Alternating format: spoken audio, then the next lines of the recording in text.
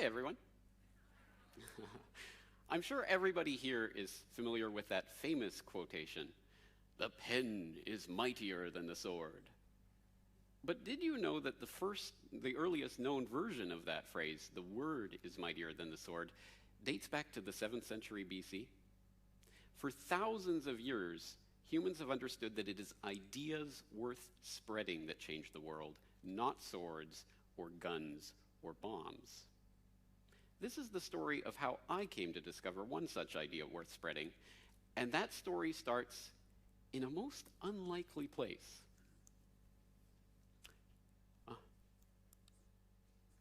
Here. A rundown old apartment building in rural Japan. I moved into this building in 2006. My apartment was the one on the bottom, second from the right, the one with the bamboo blinds. It's not exactly the Hilton, but it was home for me.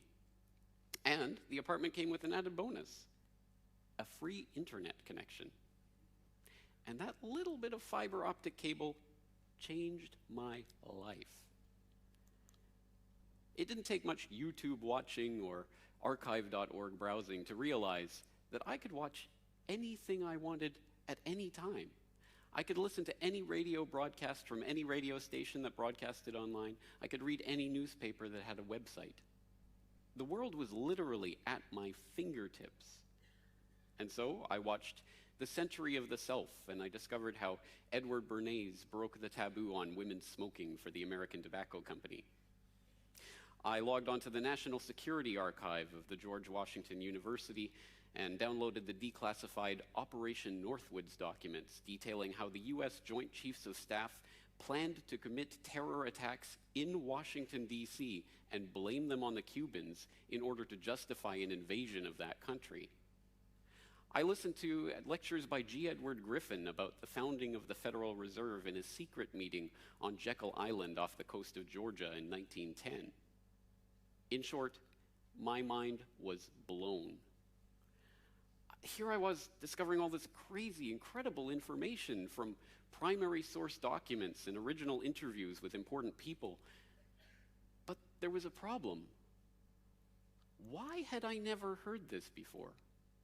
Why had I never read about any of this in the newspaper or heard it on talk radio or seen it on TV? Well, what was I going to do? Just a lowly English teacher living in rural Japan, what could I even do with this information? In order to understand and answer those questions, we have to come back to this, the pen.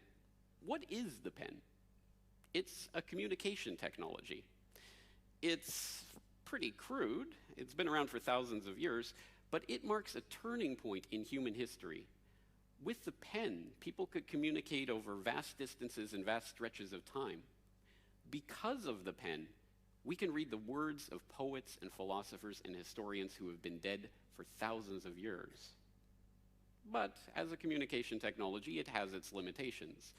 If with a pen you have to copy out manuscripts by hand, which is a a laborious and painstaking process. And that's even if you can read and write, because for much of history, most people didn't have the time or money or leisure to be able to learn to read or write, so that was left to the monks and scholars. But by 1439, Johannes Gutenberg came up with an improvement to that technology, the movable type printing press. Now, people didn't have to copy out manuscripts by hand. You could reproduce them mechanically, hundreds or thousands of it at a time with relative ease. Now, suddenly, the reading and writing wasn't the purview of the special educated elite class, but it was for the masses. It had broken down the walls. The printing press changed the way we saw the world. In the 19th century, the telegraph made instantaneous communication over vast distances possible. And then Marconi came along with the radio, and we were listening to voices that had been broadcast halfway around the world. And of course, in the 20th century, we had the advent of the television, and we were watching programs that were filmed in a studio hundreds or thousands of miles away and beamed directly into our living rooms. The age of the era of mass communication had arrived. But these mass communication technologies, too, had their limitations. After all, these newspaper printing presses and radio stations and television broadcast networks are enormously expensive to own and operate. Millions of people could read a newspaper or listen to the radio or watch TV, but only a few could send that message. By 1983, just 50 companies controlled 90% of the media that Americans read, saw, or heard on a daily basis. By 2014, that number has shrunk to just 5 corporations. This is the information bottleneck. We have all of this information struggling to reach the masses, but only a thin tube through which to send it. This is why I never heard about Jekyll Island or Operation Northwoods or Edward Bernays. Some guy in a suit in an office hundreds of miles away had decided that I didn't need to know that information. So there I was in my apartment in rural Japan, looking at what I could read in the newspaper and what I could find online, and I was outraged. Chances are you're outraged too. Poll after poll in recent years has shown trust in television and newspaper dropping as internet usage increases. People are discovering what they don't know. But here's the question. What do we do about this? And here's the answer.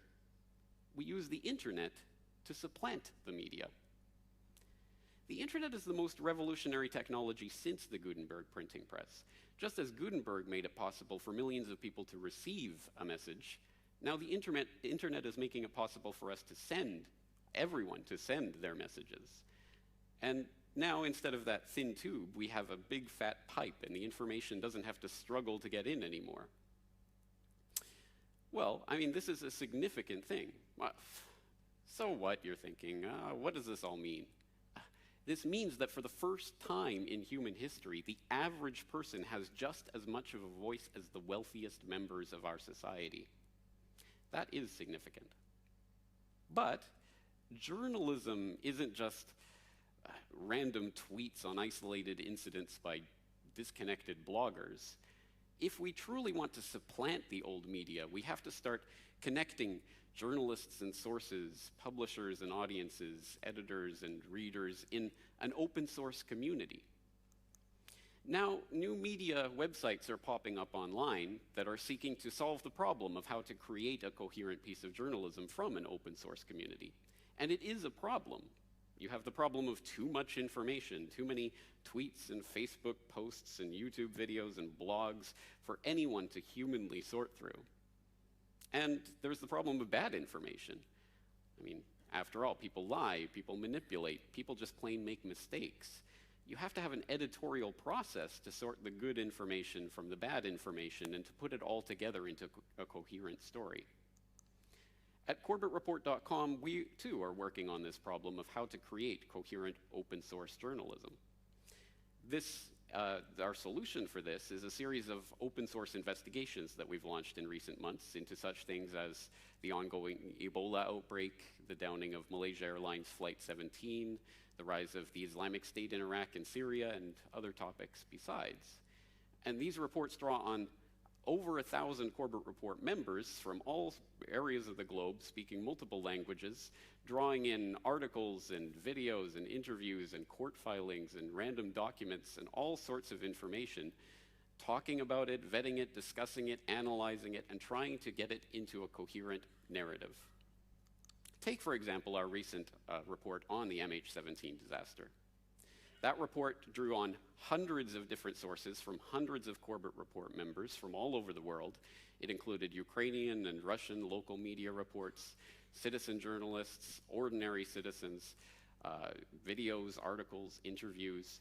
This was collected, organized, vetted, critiqued, argued about, and then a dozen Corbett Report members took that information and compiled it down into a presentation that I then delivered as a podcast on YouTube and on my website. And that podcast has been viewed nearly 300,000 times on YouTube and another 200,000 times on my website alone. What we've done is assemble a mind-boggling amount of information into a coherent report that has been viewed by nearly 500,000 people. And all of that started from my rundown old apartment building in rural Japan. The information bottleneck has been broken. There's no corporate suit in an office somewhere that's going to tell us anymore what we do or don't need to know. We have reached a stage where we now have the technology to record and receive and publish this information from anywhere in the world at any time. And this technology fits in our pockets. If that is not a revolution, I don't know what is.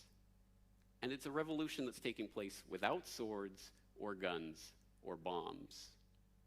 Truly, the net is mightier than the sword. Thank you.